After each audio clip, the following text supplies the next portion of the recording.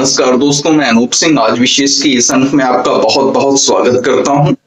अखिलेश यादव किस दिशा में बढ़ रहे हैं, किस प्रकार की राजनीति कर रहे हैं।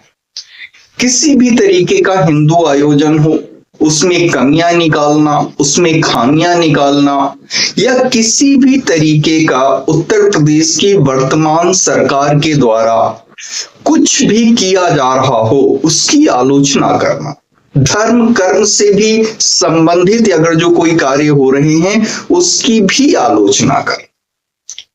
तो किस तरीके की अखिलेश यादव जी की राजनीति है और किस तरीके से उन्हें लगता है कि इसी राह पे चल के उनका भविष्य आगे जो है वो तय होगा या उज्जवल होगा।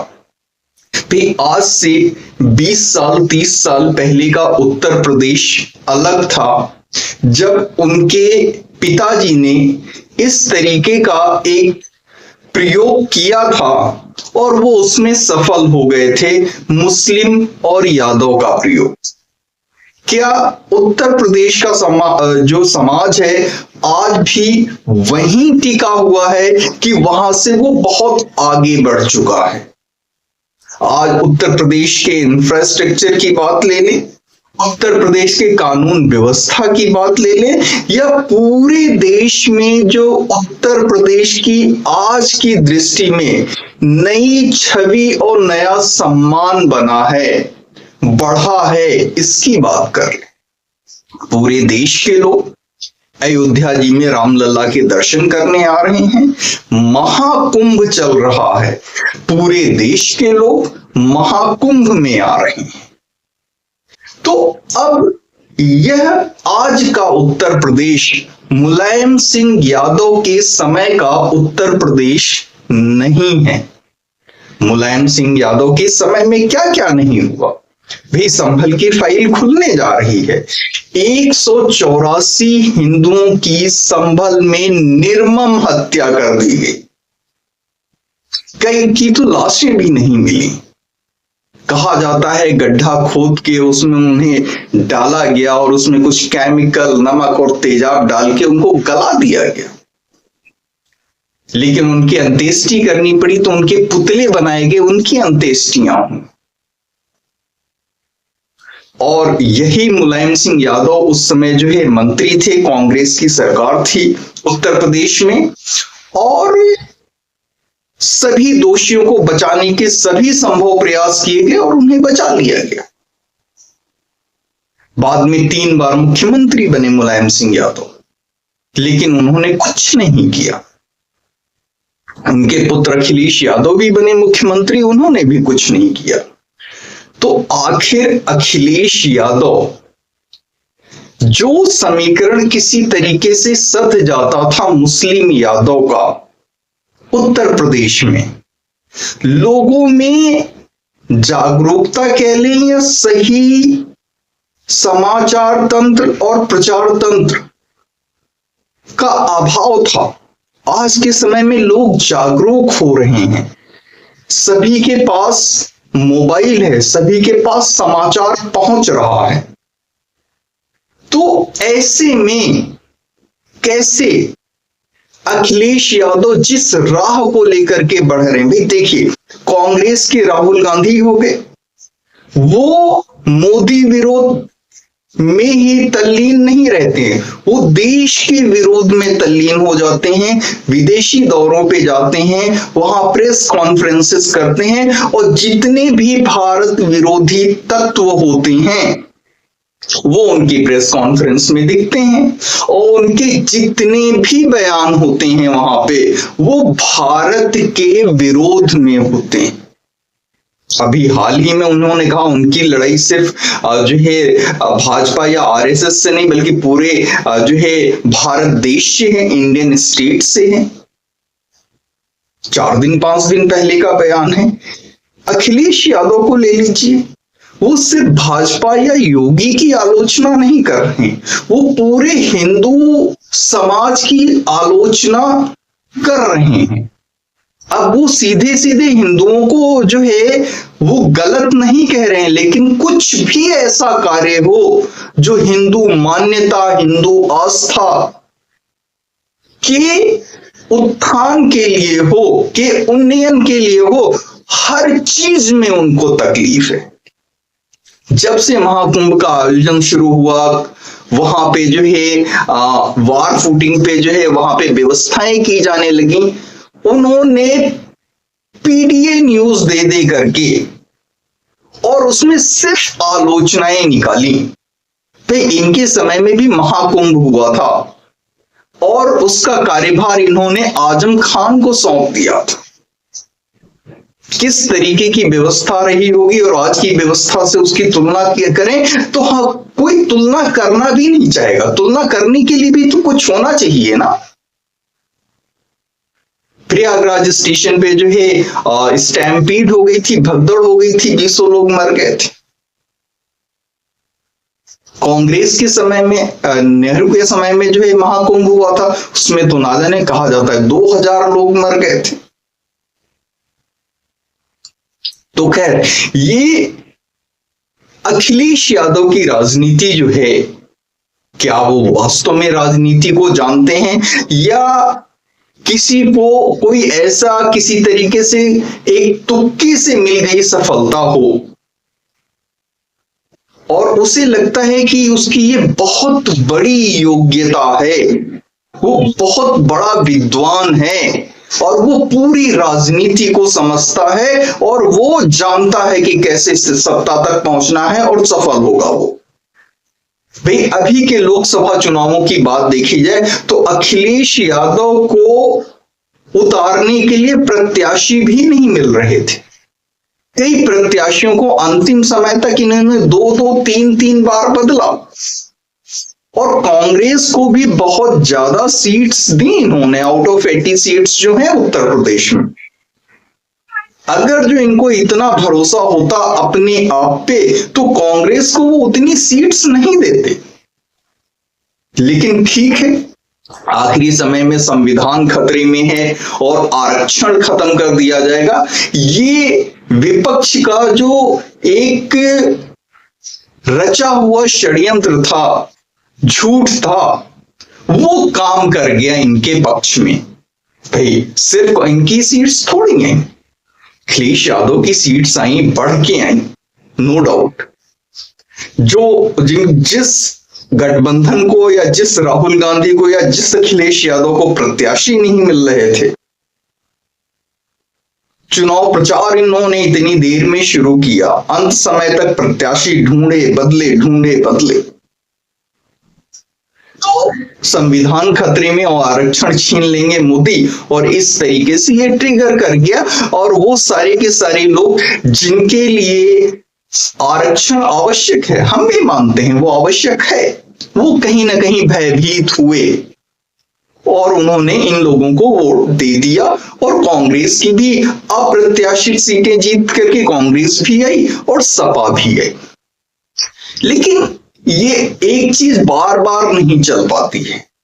इलाहाबाद हाई कोर्ट के जज यादव जी हैं एक, उनको एक जगह यूसीसी पर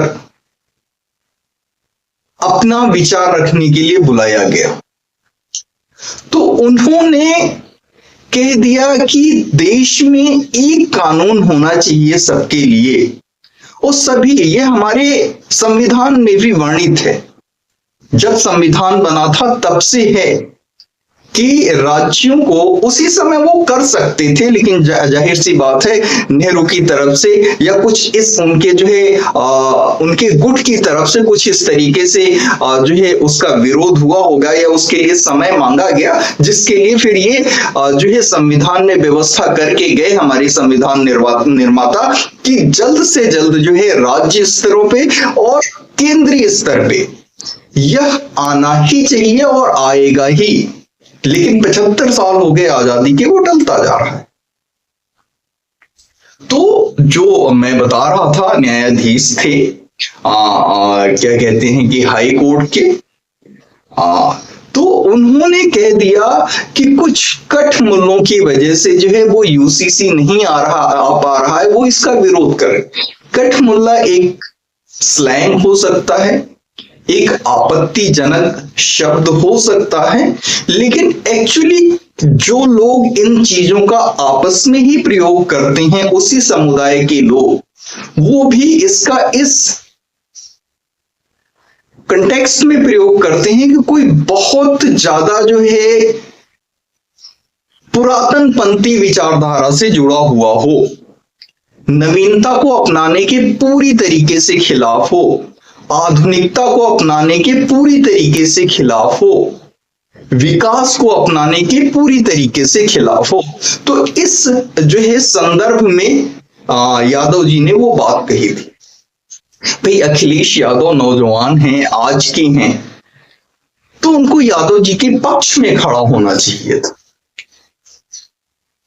भाई कि हमारी जो है यादव समाज का ये एक तो जातिवाद से गंदी तो हमारे देश में कोई चीज हो नहीं सकती है। इसकी जकड़न जितनी जल्दी टूटे, देश उतनी तेजी से आगे बढ़ेगा। लेकिन चूंकि ये इसकी राजनीति करते हैं मुसलमान और यादव की, तो इसलिए कह रहे हैं कम से कम उनके पक्ष में खड़े हो जाते कि इतनी अच्छी बात बता रहे हैं, जो कह रहे हैं सही कह रहे हैं, सभी समाज को मिलकर के और मुख्यतः मुस्लिम समाज को मिलकर के अब यूसीसी का विरोध नहीं करना चाहिए। आखिर इतने पढ़े लिखे हैं यादव जी, मुख्य न्यायाधीश के पद पे जो है हाईकोर्ट के जो है मुख्य न्यायाधीश के पद पे पहुंचे हुए हैं, और इस तरीके से जो है वो कह रहे हैं, तो उनकी बात की जो है अहमियत जो है उसको समझा जाए और उसको माना जाए।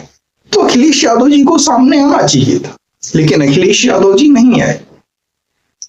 तो जिस भी दिशा में अखिलेश यादव जी बढ़ रहे हैं, अभी कल महाकुंभ में जो है योगी की पूरी कैबिनेट ने स्नान किया, वहां पे कैबिनेट की बैठक हुई, उसमें बड़े बड़े फैसले लिए गए राज्य के विकास को लेकर के, युवाओं के विकास को लेकर के, उनके भविष्य को लेकर के।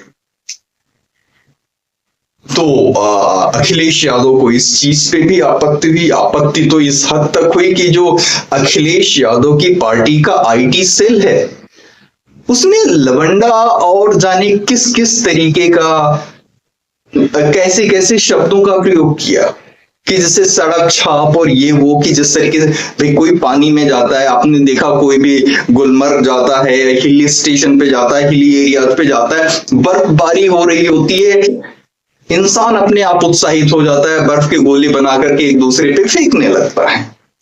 लोग पानी में जाते हैं, थोड़ा बहुत छपक छपक करना सबको अच्छा लगता है। कैबिनेट भी थी, वो भी इंसान ही है, जैसे हम स्कूल्स और कॉलेजेस और विश्वविद्यालय में देखते हैं कि भाई वहां जब बैठक, वहां पे जब क्लास चल रही होती है, टीचर आने वाले होते हैं, जैसे टीचर चले जाते हैं, तो एक सडन जो है आउटबर्स्ट होता है शोर शराबे का। तो भाई आती जाती नहीं है। इसी तरीके से हम संसद में क्या नहीं देखते हैं, हमारे जो है और विधानसभाओं में नहीं देखते हैं, जो सदस्य होते हैं वो किस तरीके से शोर शराबा मचाते हैं, या किसी हंसी की बात पे किस तरीके से प्रफुल्लित होकर के हंसते हैं। मानव ही है, मूल गुण है भाई, उत्साहित हो जाना समय के हिसाब से, परिस्थिति के हिसाब से। तो उसके लिए जो है छपरी और सड़क छाप और लवंडे जाने कैसे कैसे शब्दों का जो है अखिलेश यादव की आईटी सेल ने जो है ऐसे शब्दों का इस्तेमाल किया। इतने बड़े बड़े फैसले लिए जबकि योगी जी ने, उनके दोनों उप मुख्यमंत्री भी उनके साथ थे। तो अखिलेश यादव जी कहां तक जाते हैं भविष्य में अपनी इस राजनीति को लेकर के, यह वास्तव में देखने वाला होगा।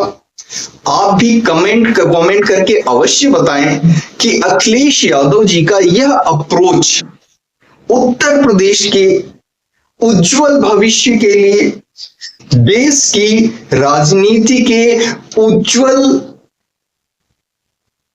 भविष्य के लिए कह ले, या एक उज्जवल पथ पर चलने के लिए, एक सही मार्ग पर चलने के लिए कितना सही है। भाई विरोधी पार्टियां, प्रतिपक्ष की पार्टी तो होनी चाहिए, मैं ऐसा क्यों कह रहा हूं।